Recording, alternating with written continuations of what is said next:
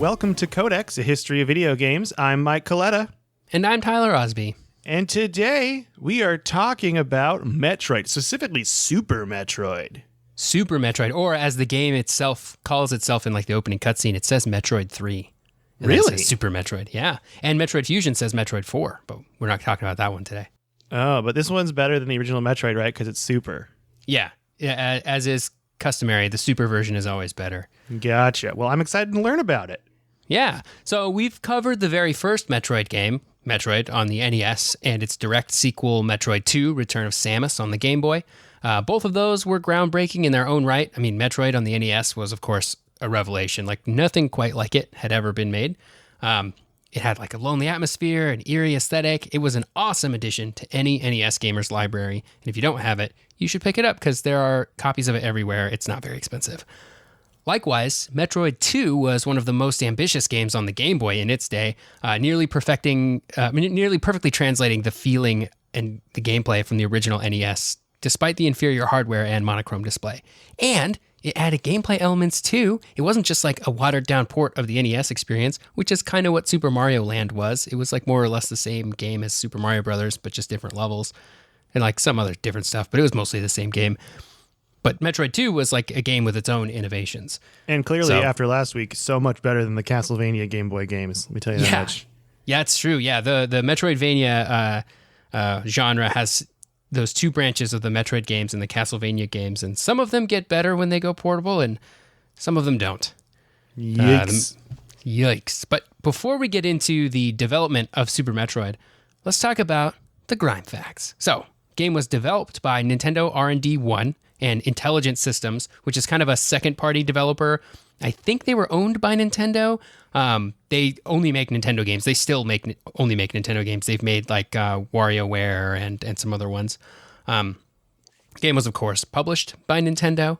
It was released in March of 1994 in Japan, April of the same year in North America, and July of that same year in Europe. So not too much of a difference between the launch title or the launch times across the world, especially for the early 90s when it was not uncommon for a game to launch in Japan and then come out in the US like 3 years later and then 2 years after that in Europe. So kind of all together. The best way to play this game, though, is probably the Super Nintendo Online app on the Switch, which is free if you're a Switch Online subscriber, which is like $20 a year and totally worth it because there's Super Nintendo games and NES games in there. And you can play Tetris 99.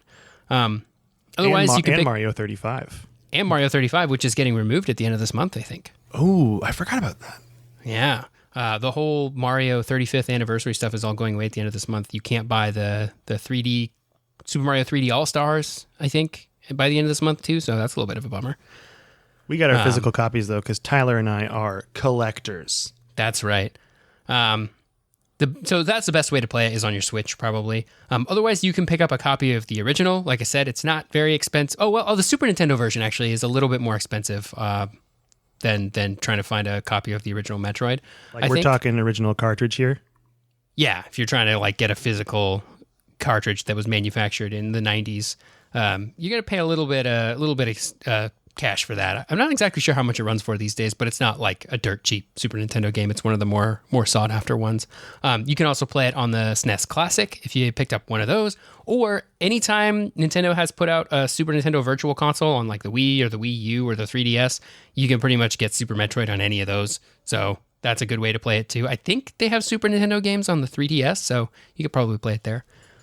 The game sold 1.42 million copies, which is less than the other 2D Metroid games except for Zero Mission. So it did not sell very well compared to the other 2D Metroids, which is like kind of strange considering how well loved this game was and how critically acclaimed it was. Like it just didn't sell that well, which is just weird to me. So I just looked it up. Sorry to interrupt, but the price for Super Metroid on eBay right now is anywhere between $20 to $30, depending on if you want to have.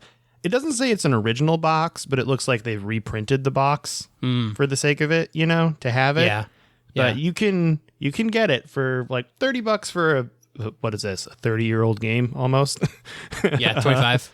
Yeah, 20. Yeah, so but that's not too bad, I think, for that's a collector. That's not too bad if you're trying to collect it. No, that's not. That's like not ridiculous. If you just want to play the game to see what it was like, that's probably a little bit much. You can get it much cheaper in other ways. Do the Switch thing. The way to go. Yeah.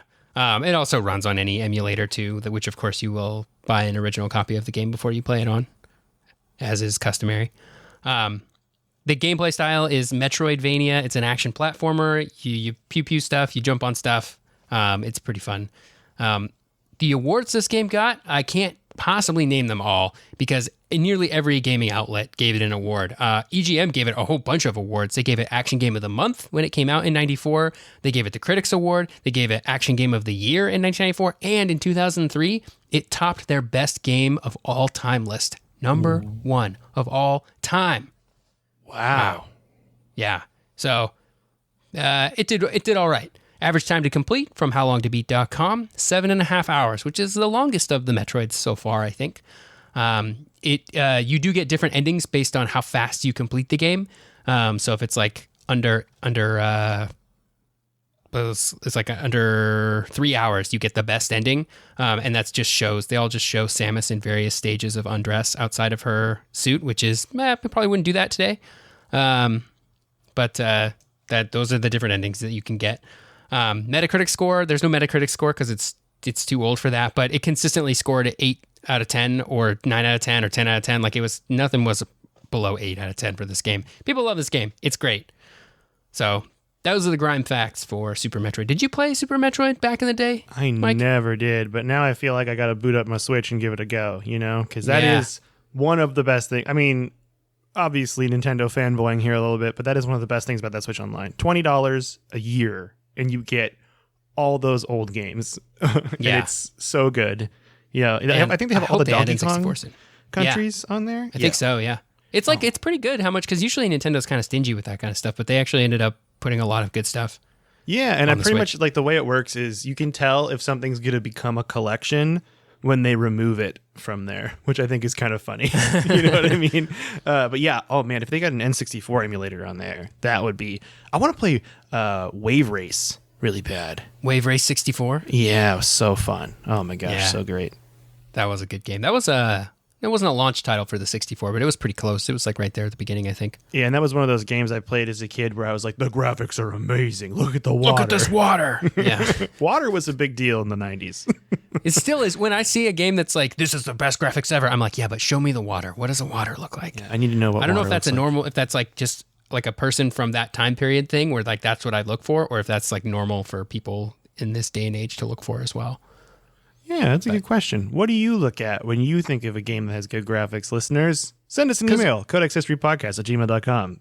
Yeah, because water is such a good like microcosm of so many graphics things. Like you can do all kinds of lighting stuff with it. If it's clear water, then you can like do all kinds of distortions with it to make it look realistic.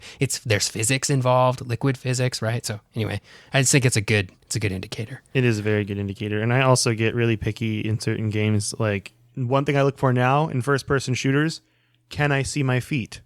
That's important to me. If you look down, that's very important to me. Water and looking at my feet. My two original important Halo, things for video groundbreaking. games. Yes.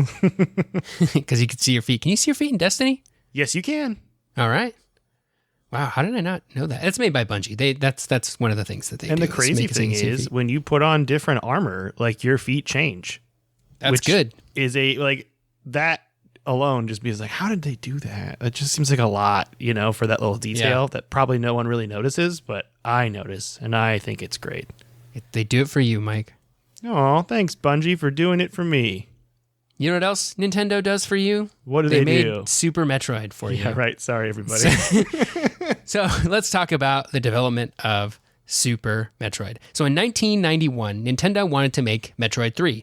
The Super Nintendo was already out in Japan, so it was natural that they'd want to take this game to the Super Nintendo. That's kind of what they were doing at the time. They're taking all their old games and they're putting them on the Super Nintendo. That's like, the Patrick meme of like, let's take all the old games and put them on the Super Nintendo. So the whole first year of development for this game was really just a learning period because of how different it was to develop games on the Super Nintendo versus the NES. There's a lot better hardware, a lot more things to learn about that hardware, and the Metroid team wanted to take full advantage of all of that awesome hardware. It also took Nintendo 6 months just to approve the project, and then it took them another 2 years to spend on developing it. So this was a pretty long project, especially in those days. Compared to today, that's a pretty small timeline, but back in the day, spending 2 years on a game was like unheard of. Like that was an enormous amount of time to spend on a video game. That's one thing we covered in our like overall history is like you look at development time of like Atari games, they were repping them out in like months. You know? Yeah, it would be like a team of 3 people churned out like 6 games in a year, and you'd be like, "Whoa!" Yeah, and now it's like, oh, it doesn't. If it doesn't take 3 years, what? That's so short. How is that possible? Yeah. The team was pretty inspired by the Alien films, both from a story perspective and from an art perspective, but they also took inspiration from a ton of other places.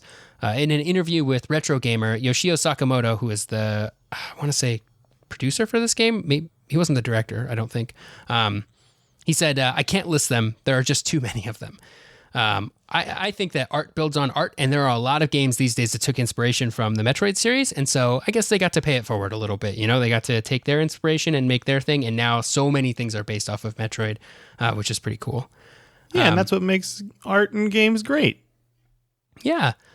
Much of the technical accomplishments of Super Nintendo was done by Intelligent Systems, which is that second-party developer that I was talking about earlier that Nintendo works closely with on Super Metroid and also the original game. They developed a whole bunch of other games for Nintendo. The Fire Emblem series was developed by them, as well as the WarioWare series. In fact, they're still out here making games. The last one they put out was just a few months ago, Paper Mario, the Origami King on the Switch. That was made by the same studio that did a lot of the work on Super Metroid. So I've heard that game's really good too. Yeah, I need to play it. Super Metroid was nearly canceled on several occasions because the development team kept missing their deadlines and the size of the cartridge got bigger and bigger. And in those days, like a bigger cartridge had a direct effect on profits since storing more data on a cartridge got really expensive quickly. It wasn't like today where the cost of producing a disc and its case is like pennies. And then, so most of that $60 you spend on a physical game is profit, and it's all profit if you just buy a digital version of it. But back in the day, a cartridge would cost tens of dollars or more to make. So your profits went down directly, like correlated with how big the game got. So if a game got too ambitious and got too big to fit on an economical cartridge, and they thought maybe they wouldn't be able to like remake or make their money back and make profit, the game faced a real possibility of having to reduce its scope or get canceled.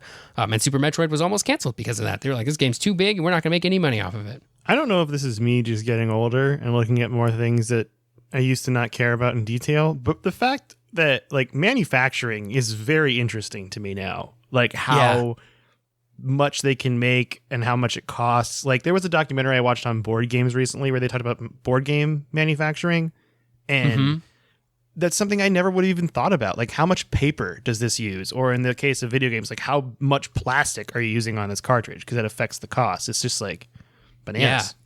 Yeah, and how much of like the parts it takes to make the memory chips that are on there, if they cost more, then that's, you can, if you're estimating we're going to sell this many copies and suddenly the cost of your developing the cartridge gets like doubles for whatever reason, like you're going to make half the profit now basically, right? Which is crazy. Remember what games back in the day, they used to cost a lot of money. Cartridge games would be like 60, 70, 80 bucks, and different games cost different amounts probably because they were larger.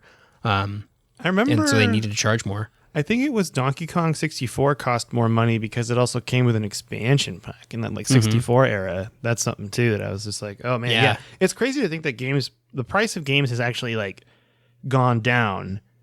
To 60. It's like the standard, but now people want it to be like 40 for like multiplayer only. There's a bunch of opinions on this, and we'd love to hear them. codexhistorypodcast@gmail.com. But yeah, that's a whole topic within itself. So that would be, I'm going to put that on the episode list. That's a great idea. Yeah, there's the cost of video games, the history of the cost of video games. Yeah. Because like cartridges cost more back then, but the games were cheaper to make too. Like in terms of development, I think like people didn't spend $100 million to develop a game like Super Metroid. So the economics of it like sort of change over time, which I think is really interesting. Yeah, definitely. We should. I'm going to write that down right now. Okay. Fun fact about Super Metroid before we move on to the story. Only 3 of the original dev team for Metroid worked on Super Metroid, which ended up working out pretty well for Intelligent Systems because a lot of those new folks brought in a lot of new ways to think about how to develop the game, which is pretty neat. So they got a lot of people got their start making Super Metroid, which is pretty cool, and they did a great job. So That's cool. That's a fun little factoid. I like it. That's fun. So let's talk about the story of Super Metroid here. So some of the groundwork had been laid out for this game even before Metroid 2 was finished. But the gameplay and the story of Metroid 2 does help inform what the Super Nintendo entry was going to offer, especially the story. So remember at the end of Metroid 2, which I spoiled last episode or 2 episodes ago, the baby Metroid helped Samus escape SR-388 and then followed her off into space because it thought Samus was her mother. Well, in between games, Samus took that Metroid to some scientists on the Ceres space station, where they find out that not only can Metroid suck the life out of organisms, but they can also transfer it to others. This is something that Samus learned in Metroid 2, and now the scientists think they can harness this power to create just like tons of energy, which I guess is good. But then everything goes to heck, of course, when Ridley shows up. He's a boss from the first game, kills a bunch of scientists, pieces out with that baby Metroid, takes it back to planet Zebes, or Zebes. I think it's Zebes. I don't know if we ever got confirmation on what that was. I think it's Zebes. I like Zebes because it's like Thebes. Maybe that's what they're going for? Maybe. That's the Space Pirates homeworld from the first game, which has been rebuilt now after Samus sort of destroyed it all in the first game. So the story follows Samus discovering that the baby has been stolen and that the space station has been set to self-destruct. So she manages to get herself out of there, tracks Ridley to Zebes to go after him and get the baby back. So here's where we sort of enter spoiler territory for this 25-plus-year-old game. Before we jump into spoiler territory, I've been reading the Expanse book series, and there is a series space station in that book as well, and TV show. Oh. And they're probably unrelated, but I am going to tell everyone that they were inspired by Super Metroid, thanks to this episode. They might have been. You never know. They might have been. So, yeah. So here's the spoiler territory, so I guess it's a 25-year-old game. Yeah, you gave them a warning. Everyone should be fine. Everyone buckle up for the spoilers. Here we go. Yeah. So Samus battles her way through the space pirate base. She kills 4 major main bosses and a whole bunch of strange Metroids in various stages of development. These are the ones that the space pirates have been trying to clone from the baby they'd stolen. They make what's called mock droids, which are like crappy clones of Metroids, I guess. She confronts at the end the giant Metroid, which drains all of her health and seems to be insurmountable. So much power, leaves her with 1 HP, and then stops because that giant Metroid seems to recognize her. That's right. It's the baby Metroid all growed up. Aww. So, yeah. So it just leaves her at 1 HP, and then she gets her HP back from, doing stuff. She fights Mother Brain again, who has a robot body because it's the 90s. Why not give Mother Brain a robot body? And then the giant Metroid comes back to help again, sucks the life force out of Mother Brain, almost dies, then gives that energy to Samus, which makes her do a whole bunch of pew pew hyper beam stuff. Destroys Mother Brain, destroys Zebes in the process. Evil is punished. This is great. Samus is pretty sad about losing the baby Metroid, which was the last of its kind, but the space pirates are done now that Zebes is destroyed. So what an ending. And then, after seeing all this stuff, that's when Other M happens. We'll get to that when we get to it, but that's what they do with the story in Other M, I hear, is not great. That's a lot to put into a video game on the Super Nintendo. That's a pretty intense story, and I love it. They were thinking about what they did in the game before, and then they're bringing it back. You forget that, because I feel like a lot of people, and when I say a lot of people, I mean myself, shove these older games into the one and done category, but they're really trying to connect the world here. Yeah, I like it. There's a story that goes between them, and what's cool is while there is a story that goes between them, that's pretty cool. You can play these games without caring about the story because that doesn't really inform your next steps in the game. The game sort of unfolds and teaches itself to you in a way that feels really natural, and it makes it feel like even though it's sort of guiding you to these different discoveries of different items and how to use them, you feel like you're discovering it yourself, which I think is really cool. I'm going to say something really controversial right now. You ready? This might be a hot take. So far in our history, and I understand we haven't gotten to Symphony of the Night yet, Metroid is looking like more in the term Metroidvania than Castlevania is. And I understand we haven't gotten to Symphony of the Night, but I think that's where the Metroidvania genre is really born, is when Symphony of the Night comes out. So from what I understand. So from an outsider's perspective right now, because we haven't gotten to it yet, that's what it looks like to me. But, I don't want to... It's a hot take. It's pretty hot. That's a hot take. Yeah. Well, it's not called the Castle Troid. That's genre. right. It's called the Metroidvania genre. So Castle Troid. It's weird. It's so much worse just as a word. I don't know why. It's not great. That's probably also why it's not called that. It's because that word is awful. That take I just had is actually more like you have a pot on the stove and then you take it off the stove for like 20 minutes and then you touch it. That's how hot that take was. It's not super It's hot. a lukewarm tape. It's a lukewarm It was take. hot. Yeah. Somebody might get mad about it, but You know, I hope so. that's okay. We got to get some more controversy on this podcast. I've been telling everyone that. yeah. We need more hate mail. That's You know? right. Most people are they just say nice things to us. We just opened the floodgates. Here we go. All right, let's continue on. I'm excited to learn more. So that's kind of the story of Super Metroid, and I'm sorry if I spoiled it for you, but you know what? It's a 25-year-old game, and it's not also, that it's deep a of good a story. story. Yeah, it's good. I wouldn't say it's not one that like, oh man, twists and turns, right? It's just nice. It's contained, and it has an Yeah. ending, and it calls back to its former games, which I think is everything you want, you know? Yeah, I think that's great. So now we can talk a little bit about the gameplay of Super Metroid, or as I said in its opening cutscene, it calls itself Metroid 3. So the gameplay is very similar to the games that came before it. It's still an action platformer. You still make your way across the map, blasting enemies and getting help from the items you get for defeating bosses. Super Metroid added a whole bunch of new power-ups while keeping a lot of the original power-ups as well. So this game is where Samus gets some of her most iconic power-ups. Number 1, the Charge Beam. This is the one she's probably most known for, mostly because of Smash Bros. What's the first thing you think of when you think of Samus? You picture her charging up her Charge Beam in Smash Bros, right? And wrecking my face, yeah. Yeah. So that's where she charges her beam up and fires it off later for a huge blast, does a lot of damage. I think there are some obstacles that can only be beaten by the Charge Beam. She gets a bunch of other beams as well. The Ice Beam, the Spazer Beam, the Plasma Beam. Those are all beams from other Metroid games. And the Plasma Beam can't be used with the Spazer Beam at the same time, which is kind of a bummer. But otherwise, the beams stack on each other, so they kind of all work together except for the Spazer and the Plasma Beam.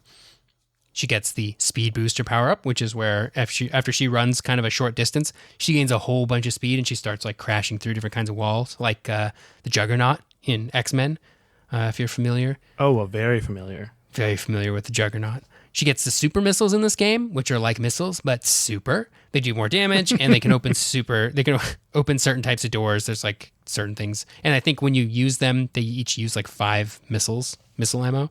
I love that description. Who's Superman? Oh, he's just a man, but he's super. I'm like, oh, that covers it. Well, yeah, it kind of covers it. She also gets the power bombs, which are like morph ball bombs, but they clear the whole screen, which can make finding energy tanks and missile upgrades a little bit easier. And of course, there are some obstacles that can only be cleared by the power bombs. This is the first game she gets the grappling beam in, which lets her swing like Spider-Man in some areas, which is pretty cool. She also gets the X-ray scope here, which reveals hidden items on the screen. It makes getting other power-ups a lot easier, especially those optional ones that I talked about earlier, like energy tanks and missiles. By the way, if you pick up energy tanks and missiles, you get 100 extra health and 5 extra missiles, respectively. And those are hidden all over the game. They're optional, but they certainly make life a lot easier if you can pick one up. Yeah. She gets the space jump, which is like in Metroid 2, where you can just jump forever. And the screw attack, which is also like in Metroid 2, which is when you destroy things while jumping forever, because now she's throwing out electricity while she's jumping, which is pretty sweet. The Varia Suit returns from Metroid 2, which gives Samus the ability to withstand higher temperatures, but not acid. And the Gravity Suit, which is this is the one that also doesn't let her do acid too. So the Gravity Suit is new and it allows Samus full mobility in water and full immunity to lava. That's where the acid thing comes into play, because some people might think, oh, I don't take damage in liquid anymore, and that's not true. You'll still take acid damage. Yeah, all that high-tech space stuff, but they still can't figure out acid. Makes sense. No, they just can't figure it out. What if I cover this suit in baking soda? Would that work? Maybe. Sounds like a basic way to do that. There it is. We've peaked. This might be the last episode of the podcast, everybody. Some more gameplay stuff here. Super Metroid is also known for how non-linear it is. So there was a lot of linearity in the first 2 games, especially in Metroid 2, where the player doesn't really have a whole lot of choice in how they choose to progress through the worlds. It's not really a big deal because of the way those games lead you around. It sort of makes you feel like you're making all the decisions anyway. But in Super Metroid, there are actual decisions you can make about like going to fight this boss first versus this boss first and getting different power-ups, which is pretty cool because it makes the game a really good candidate for speed running, because there are all kinds of routes you can take through the game. And so some people will perfect one that takes this a certain route, or they'll perfect a way to speedrun the game that takes another route. This is one of the more interesting speedrunning games to watch if you've ever gotten into the speedrunning community, just because of how well these people know this game and like the glitches that they can take advantage of to get to the end, and how people can get through this game without taking any damage or without getting any power-ups and still winning. It's nuts speedrunning this game. It's just crazy. So that's pretty cool. I think another big thing about this game, and we talked about this in past Metroid games too, but this is a thing that keeps coming back when we talk about Metroid games, is the atmosphere. So if you ask any Metroid fan what their favorite part of their favorite game is, you're likely to see one answer come up very frequently, and that's the atmosphere. The first two Metroid games did a really good job of capturing a lonely, sort of quiet sci-fi atmosphere with some horror elements, mainly just how quiet it all was until like a boss would appear or some other challenge that you need to take on. It's kind of scary, a little bit of horror stuff going on there. I played Super Metroid a little bit as a kid, and I definitely remember getting kind of the heebie-jeebies from moving around in the world and trying to beat the bosses. And I think a big part of that is the music. So right from the start, you get just these like single digital tones that sort of like echo off into the distance, which kind of makes you feel like you're in this foreign environment and it's just you and your robot suit and your weapons. And that's all you got.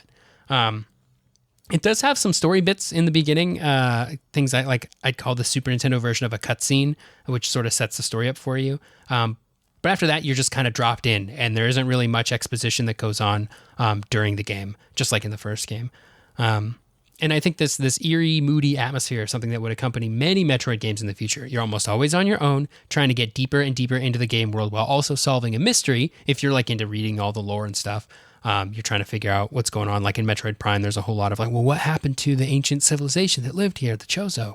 If you're reading all the lore and being a lore nerd, you can participate in that mystery solving.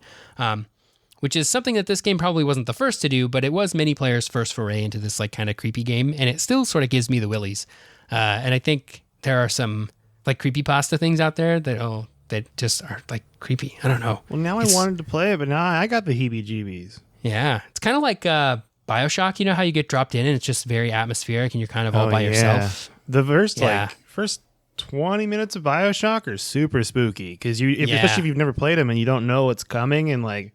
That's where you get introduced to all the really like splicers and like spider splicers and big daddies and little sisters. It all just hits you at once. And then you're just like, okay, have fun. Bye. And you're like, oh gosh, I'm here alone. Yeah. That's what happens here. And you can even go back to some of the areas from the first game and pick up some of the power-ups and stuff. So you can like sort of see years later now, like 7 or 8 years later now, you can see like the SNES upgraded version of those areas, and how there's just less stuff there, and it's just gives me the heebie-jeebies. So I'm scared too. Yeah. So those are the things that I think a lot of people love about Super Metroid, myself included. The reception and legacy of this game is kind of unlike many games that we see in the past. Like, I think that this attention to the player's feelings and atmosphere is one of the things that Super Metroid really, like, that was like one of the things the marks that it left on the industry. So like I said, if you ever played a game like BioShock or Amnesia or any of the like walking simulator games that take you through like a weird and creepy environment, I think at least some of that inspiration is owed to Super Metroid, because of just how dark and like just strange it all was. But like even beyond all that stuff, the game was kind of universally received as a masterpiece. Like you really can't find a bad review of this game from the time anywhere online. And many outlets ranked it either their best game of all time or in their top 10 at least. And so more than a quarter of a century later, I'd say that still stands. In my opinion, I think this is one of those 16-bit era games that absolutely stands up to modern titles from a gameplay perspective. Like there isn't really much that feels dated about the game, especially since that like 16-bit pixel art aesthetic is back in style. They may have had to do that style by necessity rather than the choice that developers will take today to use that style. But I think the fact that games mimic that style and use it as inspiration to this day speaks volumes to how well that style is aged too.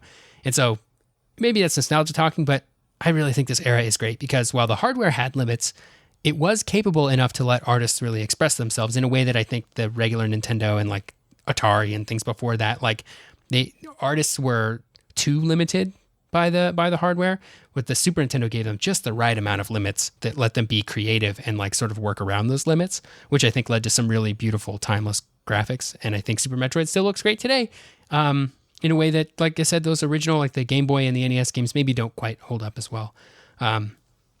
So that's what I think about the graphics there. Not to mention the game's effects on the Metroidvania genre, which was just starting to get a few competitors at this time. So Super Metroid built on the exploration and progression systems of the original. They made it non-linear, which was pretty freaking cool at the time.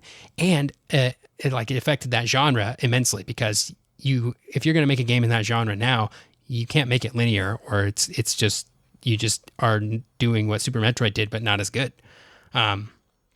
So I think we'll see when you talk about Symphony of the Night in our Castlevania series, I think we'll see just how much influence Super Metroid had on that game and how it's designed, refining that gameplay, and then having a pretty cool pixel art style too, even on the PlayStation, where they use the 3D hardware that really made parts of that game shine. So anyway, this is a masterpiece of a game. I really want to go back and play it again. I played it a little bit in preparation for this podcast, but I really want to go back and just like give it a real proper playthrough again because I haven't done it in years. Now I do too. It's awesome. This looks so great. I'm all amped for it. I think people will finish this episode and then feel like they got to go get Switch Online so they can play this. Nintendo should give us money, is what I'm saying. They should. So yeah, that's Super Metroid, I guess. I didn't cover everything possible about this game. I know the fandom goes really deep here, and I'm not really scratching the surface and doing the game justice, but I know it's considered by many Metroid fans to be their favorite, and it is certainly the king of all Metroid games in that sense. Like, you can point to this one as the game in the way that you can point to either Super Mario 3 or Super Mario World as being like, this is the quintessential Mario game, you know? I think the Prime series is amazing, and they're definitely Metroid games in much the same way that Ocarina of Time is a Zelda game for sure. There is a big difference though between the 2D and 3D, and it's completely understandable for someone to love the 2D versions above the 3D ones. For me, the first Metroid Prime was like my first real foray into the Metroid universe, and so it will always be my favorite Metroid because of that, I think. But I also played Metroid Fusion around that time, and I think that game's great too. But not as many people agree with me on that one. We'll get to that one eventually. But yeah, I didn't really play this game back in the day, so I don't quite have the nostalgia necessary to really like say like, oh, what this game means to me, you know? So if you have any Super Metroid series listener, send them to us, codexhistorypodcast@gmail.com, because I want to hear all about your love of Super Metroid and how it has shaped your love of games going forward. Yeah. I would love that. Yeah, I like it when people email us about like any of the games we talk about. It could also be like older. Like if you're listening to an episode that we did a year ago and you want to talk about it, we'll still talk about it. We're excited. Oh, we definitely will. Mm-hmm. So yeah, next time we'll cover at least Metroid Prime, maybe Metroid Fusion if we have enough time for it, because those are like my Metroid games, you know, and I just love them both. And maybe I'll give them playthroughs too. Gosh, I'm really committing myself to a lot of Metroid playthroughs right now. A copy of Metroid Prime when I got that free GameCube. So dude, I'm tempted to get into that because I know Metroid Prime is very different from previous Metroid. It's like, it's a first-person shooter, right? Yes, it's one of those. It's like a classic Nintendo of like, this game is super, super different from those other ones, but still not that different though. It's still like you're still lonely in this like exotic planet that you don't know about. The music is so good. You're still going around picking up power-ups to go back to this old area, you know, that you saw you couldn't jump high enough to get to before, but now you have the high jump boots, so now you can get up there. You fight some of the same bosses from Super Metroid and stuff, and you solve a mystery. Oh, it's great. Great game. Oh, man. I'm excited. I'm excited to talk about it, and I'm excited to hopefully put it on my list of all these games I need to play. So yeah. So yeah, what you been playing, Mike? Well, as I said about the list of all the games I've been meaning to play, I'm trying to go back into my backlog on my Trello board. So I, this week, have been really into Mario plus Rabbids Kingdom Battle, which I know is a game you are a fan of. And it is very much Baby's First XCOM, but what was your hot take you said on the Discord, Tyler? You mean about XCOM? About XCOM and Mario plus Rabbids Kingdom Battle. I want it in audio form, please. Oh, I don't remember exactly what I said. I love... Let me just say it real quick. Tyler thinks Mario plus Rabbids Kingdom Battle is better than XCOM, and I have not heard a spicier take from you, sir.